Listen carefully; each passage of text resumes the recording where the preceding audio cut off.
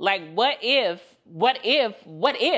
Don't even understand why they hurt you to begin with. What exactly is closure? You're just a fucked up human being. She calling me crazy, I feel like Supreme Team back in the 80s. I'm talking my shit like some shady, you working a job. Baby, come lay me. Shit, my diamonds hit bright like a shooting star. We all boss, so. Hey guys, and welcome back to Blunt and Unpopular, where I sit on my couch and talk about the shit that everybody's thinking, but no one really wants to say out loud. And today, we need to talk about closure and if we really need it and or deserve it. Here is my unpopular opinion. Everybody doesn't deserve closure, to be honest. And then sometimes we have gotten the closure already, but we just don't like the answer that we got. The unanswered text was an answer. The lack of response is an answer. The lack of effort is an answer. Them choosing somebody else is the answer. Them doing the same shit that you told them hurt you time and time again, that's an answer. Sometimes asking for closure is a way for us to get an answer or response that hurts us less so that we can move on with our life. But in actuality, we've already received the closure by the behaviors that they continuously gave us. So yeah, let's talk about that. First of all, what is closure?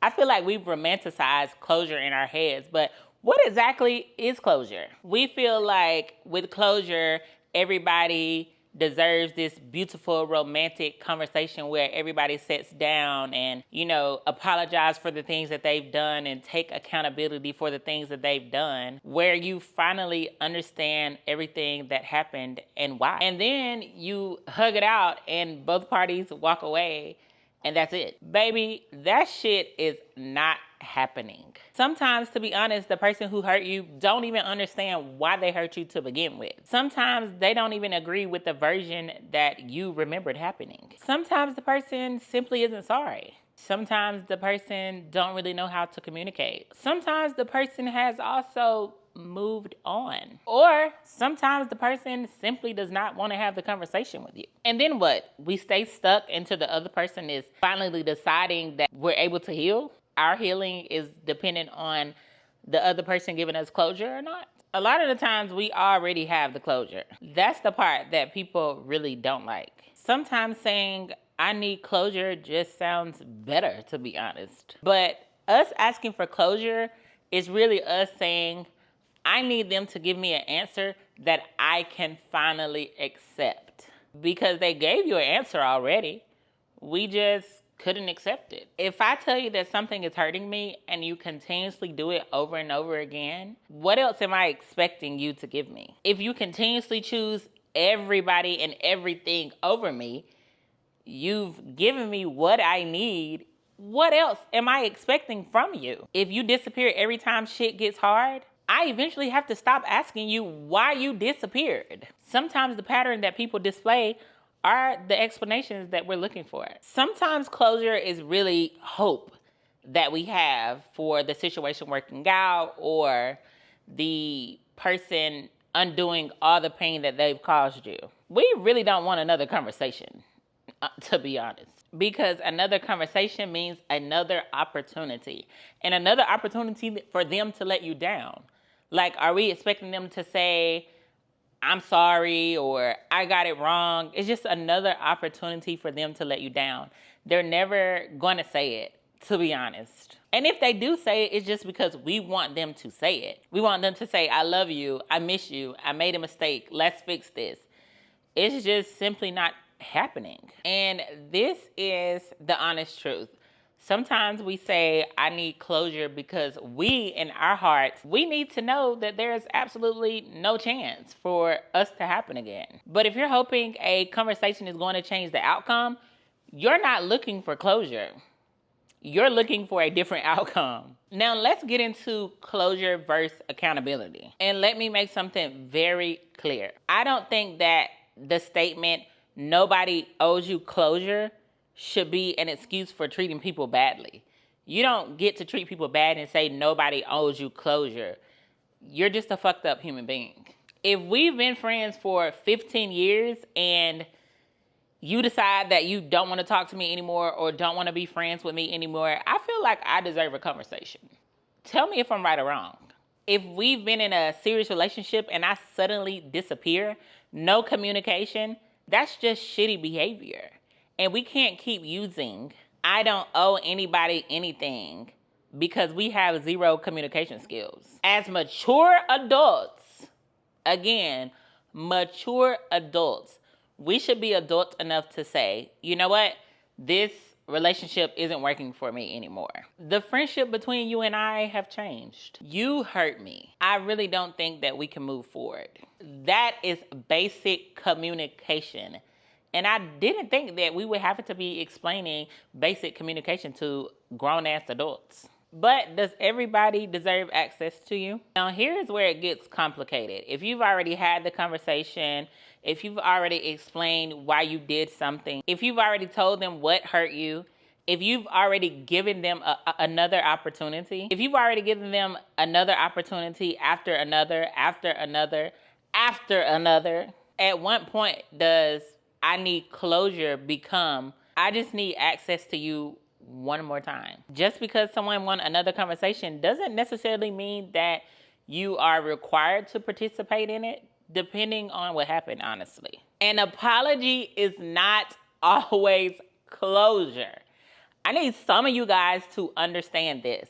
An apology is not always freaking closure. Sometimes we're waiting for a freaking apology, and what if that never happens? What if the person truly does not feel like they're sorry or owe you an apology? Like, what if they apologize and don't really say exactly how you want them to say it?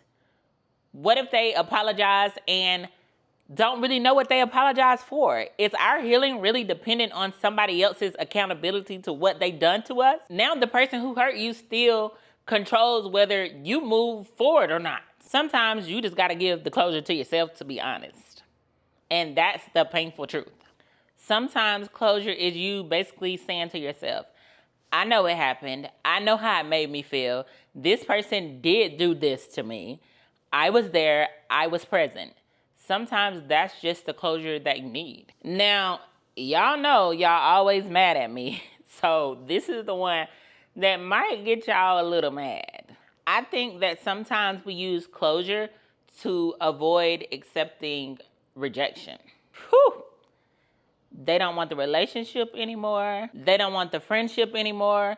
They've moved on. And because we don't necessarily understand their decision, we're looking for another explanation about why they did what they did. But somebody's decision doesn't have to make sense to us for them to make the decision. And that's really hard because sometimes closure is not understanding why.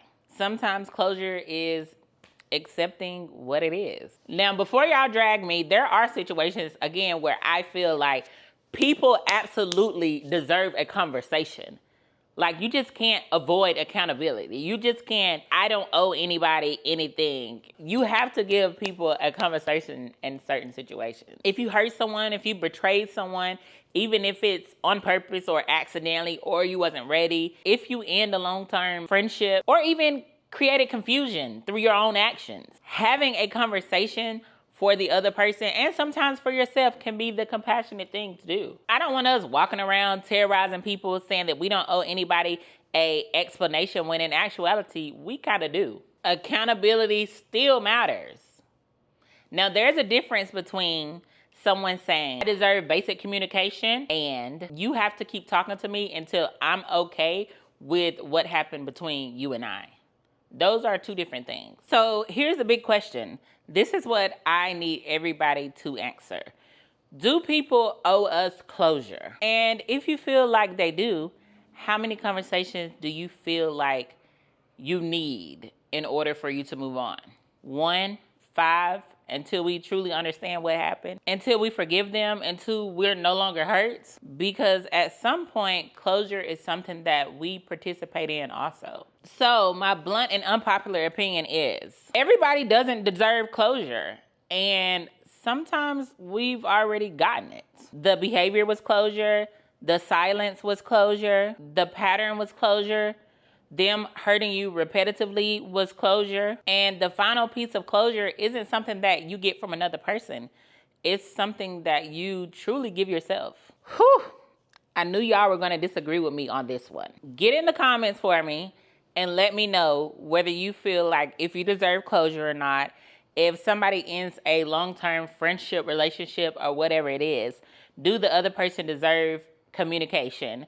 Do the other person deserve a conversation about why? Have you ever realized that what you called wanting closure is just you asking for another chance? Again, it's getting dark out here, so I don't know if y'all can see my black beautiful self, but welcome back to Blunt and Unpopular, where we could agree without being weird. See you guys in the next one.